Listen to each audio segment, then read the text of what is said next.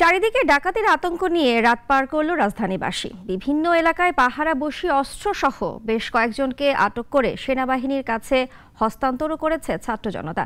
এলাকা ভিত্তিক পাহারা বসিয়ে রাতভর চলেছে ডাকাত প্রতিহতের চেষ্টা। সাইফুল শাহিনের রিপোর্টে বিস্তারিত। শেখ হাসিনার পদত্যাগ ও দেশত্যাগের পর গত ৫ আগস্ট প্রাণ বাঁচাতে অনেক থানা শূন্য করে চলে যান পুলিশ সদস্যরা। অগ্নিসংযোগ আর ভাঙচুর করা হয় কয়েকশো থানা, আহত নিহত হয় অনেক পুলিশ সদস্য। পরদিন থেকে সারা দেশে কর্মবিরতির ডাক দেয় বাংলাদেশ পুলিশ অধস্তন কর্মচারী সংগঠন। এতে সারা দেশের সব থানা পুলিশ শূন্য হয়ে পড়ে। এরপর থেকেই মানুষের মাঝে বিরাজ করছে আতঙ্ক।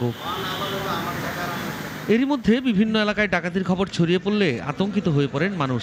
অনেকে আবার রাত জেগে পাহারা দিচ্ছেন নিজের এলাকা ভিত্তিক পাহারা বসিয়ে রাতভর চলছে ডাকাত প্রতিহতের চেষ্টা।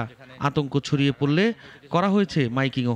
সারা দেশে একযোগে রাত 2টা থেকে 2:30টার মধ্যে একদম পুরো দেশ অস্থির হয়ে গেল। যেখানেই ফোন করছিলাম, বিশেষ করে ঢাকাতে, সবার একই কথা, মসজিদে মাইকিং হচ্ছে, ডাকাতি হচ্ছে, কেউ লাইভ করছে। কিভাবে সম্ভব? গতকালকে রাত পর্যন্ত মনে হয়েছিল এটা একটা বিচ্ছিন্ন ঘটনা, বা গতকালকে পুরো ঘটনা পর্যালোচনা করে আমার কাছে মনে হয়েছে এটা বিচ্ছিন্ন ঘটনা হতে পারে না, এটা পরিকল্পিত।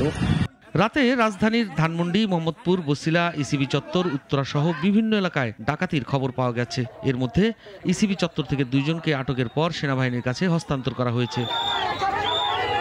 এমন পরিস্থিতি থেকে বের হতে চান নগরবাসী। দ্রুত আইন শৃঙ্খলা পরিস্থিতি উন্নতিতে প্রয়োজনীয় সকল পদক্ষেপের দাবি জানিয়েছেন তারা। যেহেতু আমাদের এখন প্রশাসন নাই, পুলিশরা তাদের কর্মবিরতি দিচ্ছে, এজন্য এই সুযোগে এই কাজগুলো করার চেষ্টা করছে। পুলিশে যারা চাকরি করে তারা নিচের দিকে, তারা হুকুমের গোলাম, তারা আমাদেরই সন্তান, তাদের আক্রমণ করে আমার লাভটা কি?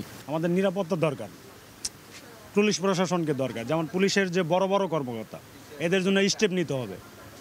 এই বড় বড় অফিসারদের অবশ্যই স্টেপ নিতে হবে, কারণ এরা অনেক অত্যাচার করছে মানুষের উপরে। এখন দেখা গেছে আমাদের দেশে একটা সরকার, এটা দেখা গেছে যে খুব দ্রুতভাবে দেখা গেছে যে একজনের একটা দায়িত্ব তাকে দেওয়া উচিত।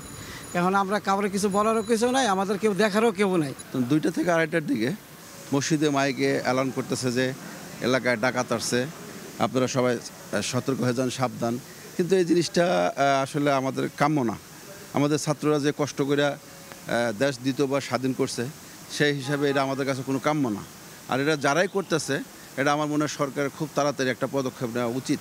আইএসপিআর থেকে জানানো হয়েছে, বর্তমান পরিস্থিতিতে জনসাধারণের জানমাল ও সরকারি গুরুত্বপূর্ণ স্থাপনাগুলোর সার্বিক নিরাপত্তা প্রদানে বাংলাদেশ সেনাবাহিনীর সদস্যরা মোতায়েন রয়েছে।